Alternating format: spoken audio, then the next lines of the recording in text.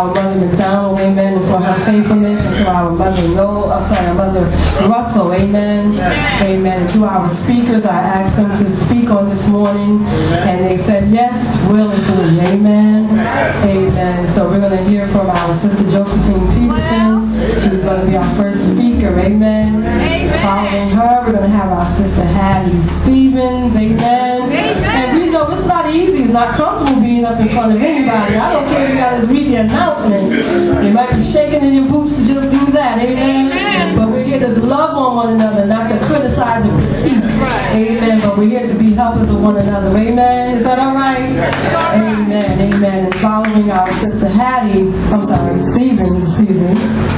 Amen. We're going to hear from our own pastor in that order. Amen. So can we support our Sister Josephine?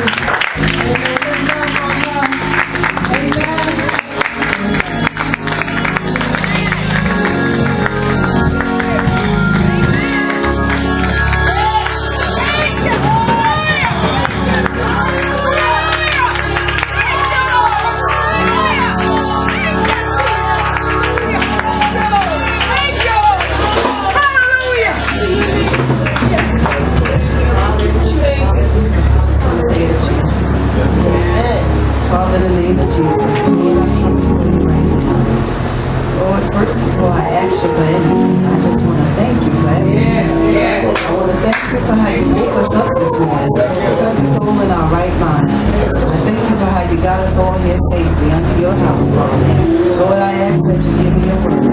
I ask that you open the people's hearts and minds and that they receive your word. And most of all, Father, I ask that you touch somebody.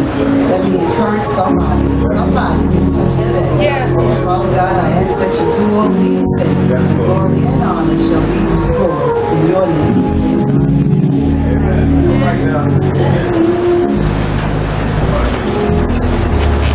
I got this thing in my ear. I got a little earring. To God be the glory. That's all right. I'm going to be speaking from 1 Samuel, the first chapter, and I just want to read a verse first before I get to the topic.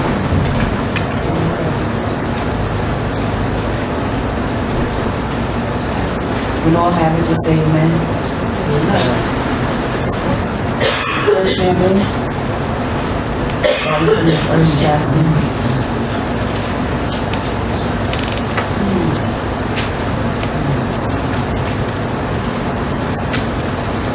I'm going to start at the second verse.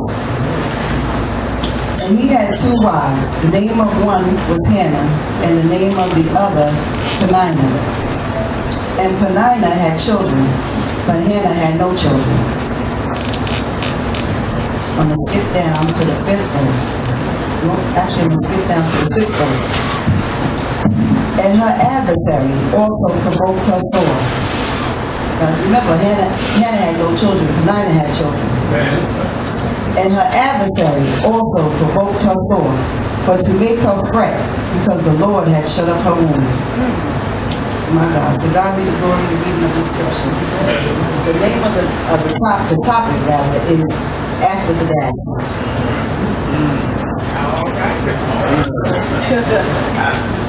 After the Dagger. Now, I just want to say a little bit about Peninnah. Peninnah, it doesn't mention too much of her in the Bible, except that she was Elkanah's second wife. Hannah was his first wife, and Hannah was a godly woman. It says a lot about Hannah in the Bible. She was a godly woman. She was a sanctified woman. She was very. I don't want to say timid, but she was very preserved. She carried herself, her countenance was very soft.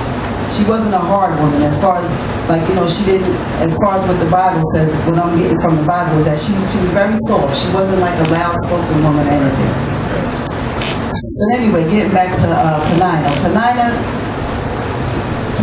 because Hannah was Elkanah's first wife, Peninnah, she was a little jealous, or should I say a lot jealous, because even though she was the one that had the children, she didn't like Hannah. She provoked her. She tormented her because Elkanah He loved Hannah. Even though she was barren, in her affliction, He still loved her. He loved her more than Peninnah, even though Peninnah was the one that gave him the sons. And in doing so, Peninnah, she did everything she can and every chance she got to torment Hannah. Every time they went to the temple, she tormented Hannah. When they was at home, she tormented Hannah. Every time she turned around, she was right there up in Hannah's face. I could only imagine what she was doing to poor Hannah with them kids. Kids probably said, "You're not my mother." But through it all, Hannah remained spiritual. She kept her composure. She kept her confidence. She went to the sanctuary, went to the house of worship, and she prayed. And through her prayer, even though she didn't utter a word, her mouth moved, but she didn't utter a word. But she prayed from her heart, and God looked at her heart. God heard her prayer. Eli, the prophet, he was a prophet. Eli was a keeper of the house. He was a prophet. He came to the temple and he happened to see Hannah. He saw Hannah a couple of times in the temple. And he saw her pray. Well, he didn't know what she was doing because she was moving her mouth. He thought she was drunk. See, that's why you got to be careful when you're looking at people because you don't know what they're doing. You have to understand it. But they could be doing something totally in God, but you thinking it's something else. So he rebuked her. Now, Hannah could have said something. Hannah could have said, because he censored, it says in the Bible that he censored Hannah. And Hannah could have said, Hannah could have censored him back. Hannah could have said, listen, who are you to be telling me? And I'm not going to go into Eli's sons and all that other stuff, but when you get a chance, read the scripture.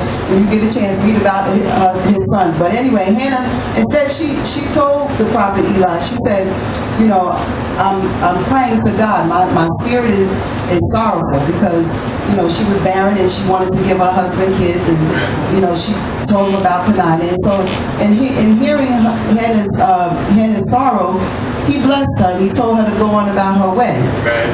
Through it all, God ended up opening up her womb. Even though Hannah didn't talk back to Peninnah, she didn't give in to her tormenting her, Hannah remained faithful to God. And so after the dagger, back to the topic, after the dagger, after you being tormented, after people are persecuting you, stay true to who you are. Just stay in God, because God will definitely bring you through. And through His work, your life will be manifested. God pray my strength and joy.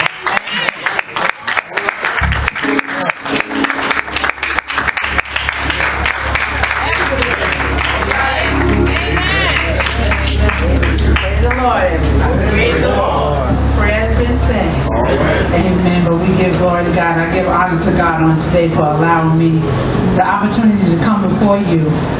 I pray, Lord, touch my mouth to your people's ears, that somebody may be encouraged. Amen. Amen. I'm coming from Genesis. I'm coming from the origin as we learn. Amen. We got to start from the beginning. Amen. And our topic that our evangelist gave us was, what do you do after the death? Amen. Amen. And I'm going to read from Genesis chapter 21. Amen. We're talking about Sarah on today. Amen. And the Lord visited Sarah. I'm sorry. Say amen when you got it. Amen.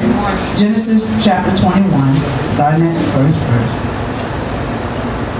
And the Lord visited Sarah as he had said, and the Lord did unto Sarah as he had spoken.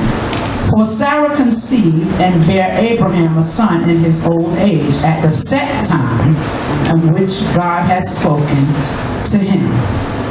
Amen.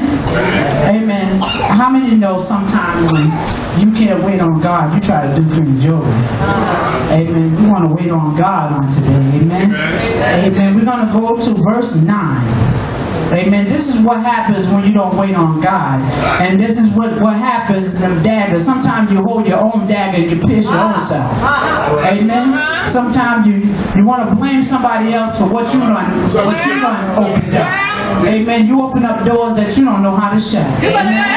Amen. But we just thank God that we learn how to shut them doors through the word of God. Amen. We may make some mistakes sometimes. Amen. But we know how to close them now. We trust in the Lord with all thine heart. Amen. Amen. So we're going to go to verse 9. And it says, and Sarah saw the son of Hagar, the Egyptian, which she had born unto Abraham, mocking. Wherefore she said unto Abraham, cast out this bondwoman and her son, for the son of this bondwoman shall not be heir with my son, even with Isaac. Amen. Amen. Like I was saying, sometimes we fight against ourselves. Amen. Amen. And then we have to cast those things out. Amen. The Lord gives us ways how to cast those things out. Amen. Amen. All things do work together for our good, though. Amen. For those that love the Lord and those that are called according to his purpose. Amen. Amen. See, God ain't going to block all them daggers. Amen. Because these fiery trials, they come to try you. Amen. We have to go through some things. Amen. And I learned on today that when you walk by the flesh, amen, you're going to reap some things. Amen. You're going to reap what you sow, whether you do good or bad. You're going to reap what you sow. Amen. And it's a learning experience that, you know what, I ain't going to do that no more. We ain't going to do that no more. That's right. Because people watching me, so I'm going to leave that alone. Amen. God is good on today. Amen. His mercy endures for all things. Amen. And we thank God on today that, you know, when we in God, we abound. Amen. And abound means to overflow and to increase and to grow in abundance. Amen. And we want to grow in abundance because God gave it to us. Amen. So he gave us everything. The earth is the Lord's and the fullness thereof. Amen. And them and they that dwell therein. Amen. But see, when you glorify God on today, he make the move for you. It's not me but him. Amen. In him I live, move, and have my being. Amen. Because God is God. Amen. And I bless him on today. I thank God for the opportunity because I was scared. I said, I ain't been up here in a long time. I said, well, Lord, if you can do it for me, you can do it for anybody. Amen. God is an awesome God. And worthy to be praised. I thank God that after the dagger, there's peace. Amen. There's peace in the midst of the storm. Amen. And you don't have to worry about, you don't have to feel guilty. You don't have to be ashamed. But you know what? You can come boldly to the throne of grace. I grabbed that from you, my brother, this morning. I'll come boldly to the throne of grace on today. And that we got peace with God. Amen. Amen. Pray for me. Amen.